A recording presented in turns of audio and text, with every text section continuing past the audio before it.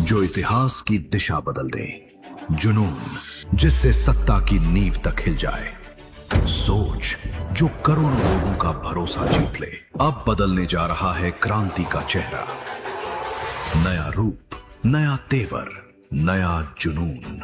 News 7 Hindi, राष्ट्र प्रथम।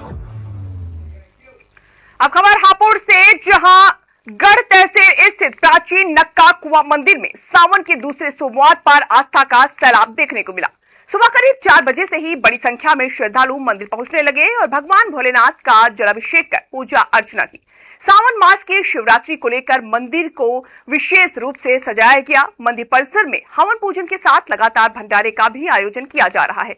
नक्का कुआं मंदिर की प्राचीनता को लेकर पंडित विनोद शास्त्री ने बताया कि मंदिर का संबंध महाभारत काल से भी पुराना माना जाता है। उनके मुताबिक क्षेत्र का संबंध भगवान श्री कृष्ण और पांडवों से जुड़ी धार्मिक मान्यताओं से भी बताया जाता है। वहीं श्रद्धालुओं की सुरक्षा और भीड़ नियंत्रण को लेकर पुलिस प्रशासन भी पूरी तरह अलर्ट नजर आया। अधिकारियों के निरीक्षण के साथ मंदिर परिसर में सुरक्षा व्यवस्था बनाए रखने के लिए पुलिसकर्मी लगातार तैनात रहे। न्यूज़ 7 हिंदी ने पंडित विनोद शास्त्री से खास बातचीत की है, सुनिए।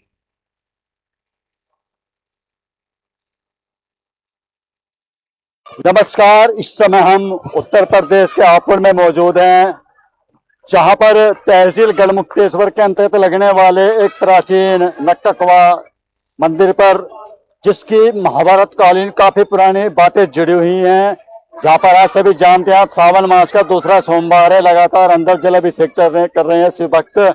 सुबह 4 बजे से इस शिवालय पर जो है क्षेत्र के लोग जलाभिषेक करने लग गए थे। और बता दें आपसे इसके बारे में जानते हैं। महाराज, आपका नाम क्या है? मैं पंडित विनोद शास्त्री गढ़मुक्तेश्वर से।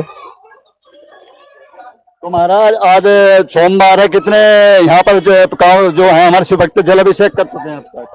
आज इस सोमवार के दिन यहाँ पर लाखों की संख्या में भीड़ रही है और दूर दूर क्षेत्र से दिल्ली, गाजियाबाद और आपके ब्रजघाट, हरिद्वार से भक्त यहाँ आ रहे हैं और आसपास गांवों से भी भक्त यहाँ आते हैं, क्योंकि इसकी प्राचीन मान्यता ये है कि आज के दिन शिव और शक्ति का मिलन हुआ था, जिसको शिवरात्रि के नाम से जाना जाता है। और शिवरात्रि भगवान शिव सभी कल्याण करने वाले हैं, क्योंकि सतयुग के समय का यह मंदिर है जहां पर गणों की मुक्ति हुई, जय और विजय की। दुर्वासा ऋषि का श्राप था और मां पार्वती ने कहा कि आप शिव वल्लभपुर जाइए और शिव वल्लभपुर पहुंच करके इन गणों की मुक्ति होगी, जय और विजय की। तब से इस स्थान का नाम गढ़मुक्तेश्वर पड़ा है। महाराज जी, कहा जाता है कि हमारे गढ़ क्षेत्र से जो गढ़ कार्तिक मेला भरता है, यहाँ पर कुछ महाभारत कालीन बातें भी जुड़ी हुई है, जो कृष्ण महाराज ने दीपदान कराया था यहाँ पर। हाँ, कौरव और पांडव का जो युद्ध हुआ था, तो भगवान कृष्ण ने यहाँ पर रह करके पड़ाव डाला गढ़मुक्तेश्वर में और गंगा नदी किनारे पहुंच करके अपने पूर्वजों के उद्धार के लिए यहाँ पिंडदान किया। तब से लेकर के यहाँ कार्तिक पूर्णिमा का मेला लगता है। तो महाराज जी, जैसे अब ये कल शिवरात्रि है, आज सोमवार है, तो कानून व्यवस्था कैसी है इस बार? कानून व्यवस्था तो बहुत अच्छी है, पुलिस प्रशासन व्यवस्था बहुत अच्छी है और नगर पालिका गढ़मुक्तेश्वर व्यवस्था बहुत अच्छी है, सफाई व्यवस्था बहुत अच्छी है। तो आज आप सोमवार के दिन से भक्तों को क्या संदेश देना चाहेंगे? शिव भक्तों संदेश हमारा यही है कि सब लोग सत्य के मार्ग पर चलें और जिसके अंदर कोई अवगुण है, नशा है, उन सबको त्यागिए, अपने माता पिता गुरुजनों का सम्मान कीजिए। यही सबसे बड़ी पूजा है और यही सेवा है।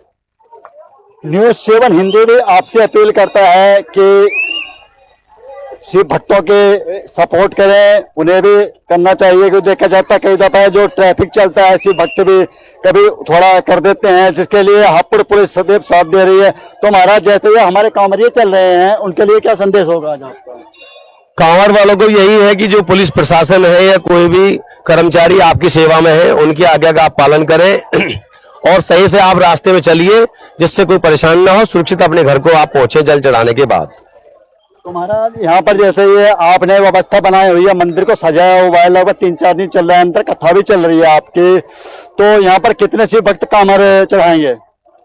कांवर की तो यहाँ पर लगभग लाखों की संख्या की उम्मीद है आने की। आज से कांवर वाले आने शुरू हो गए हैं और कल सुबह 5:50 से यहाँ पर जल प्रारंभ होगा। तो कोई महाराज कोई ऐसी कोई इस मंदिर से जुड़ी हुई कहानी जो दर्शकों को और अच्छा लगे? इस मंदिर से जुड़ी कहानी तो ये है कि जैसे यहाँ पर नक्का कुआ है, राजा नहुस के द्वारा स्थापित है ये, उनकी यहाँ मुक्ति हुई है और भगवान परशुराम जी ने यहाँ रह करके तपस्या की है और यहाँ पर इन्होंने शिवलिंग स्थापन की है। उसका नाम रखा है झारखंडेश्वर महादेव। कल्याणेश्वर महादेव की स्थापित किया है, पूरा महादेव स्थापन किया है परशुराम भगवान ने। तो ये सारा क्षेत्र जो है खांडवी वन में आता है और सारा क्षेत्र ही पवित्र है और माँ गंगा किनारा है यहाँ।